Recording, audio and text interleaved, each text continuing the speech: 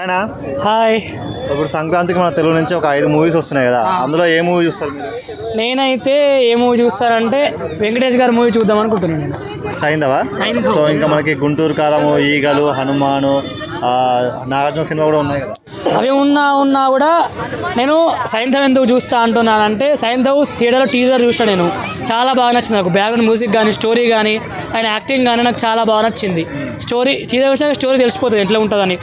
బాగా పెద్ద హిట్ అవుతుంది అనిపిస్తుంది. 75th ఫిలిం వెంకటేష్ గారిది, చాలా పెద్ద హిట్ అవుతుంది అనుకుంటున్నా. అది కొద్దిగా నాకు ఇంట్రెస్ట్ బాగుంది. అది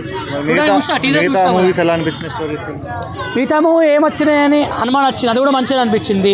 తర్వాత ఇది నాగార్జున ఆస్థానంగా వచ్చింది, అది అనిపించింది అని అంత అనిపించలేదు నాకు. ఎక్కువ బెస్ట్ ఇది అనిపించింది నాకు, సైంధవ్ అనిపించింది. ఇది ఎక్కువ చూస్తాను నేను, దీనికి ఒక ప్రిఫరెన్స్ ఇస్తాను.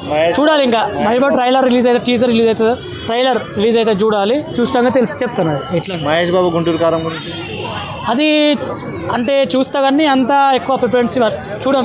ట్రైలర్ రిలీజ్ అయినాక చూద్దాం కానీ ఎక్కువ అయితే సైంధవ్కే ఇస్తాను నేను ప్రిఫరెన్స్. ఇందులో కూడా ఒకటి కుర్చీ మడత పెట్టి సాంగ్ వైరల్ అయింది కదా, దాని గురించి ఏమంటారు? కాబట్టి ఏంటంటే బాగానే ఉంది కానీ నాకు అంటే సాంగ్ అంత సాటిస్ఫాక్షన్ అనిపించాలి నాకు. కుర్చీ మడత పెట్టి సాంగ్ అంత లేదు.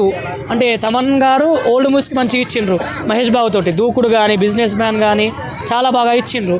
దీనికి అంత ఇవ్వలేదు, అట్లా అంత మంచిగా అనిపించలే నాకు ఈ సాంగ్. అంత మ్యూజిక్ ఇద్దరిది అంత అనిపించలే నాకు. సాంగ్ విన్నా కూడా అంత ఏం ఎక్కువ సాటిస్ఫాక్షన్ చేయలే నాకు. రవితేజ ఈగల ఇంకా చూడలే నేను.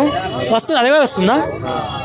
హిట్గా కొట్టాలి బ్రో. చాలా మూవీస్ 5-6 మూవీస్ చేసిండు, అంత హిట్ ఏం కొట్టలేదు. దీని మంచి స్క్రిప్ట్తో రావాలి, మంచి స్క్రిప్ట్ అయి ఉంటే బాగుంటుంది, పెద్ద హిట్ అవుతుంది ఇది.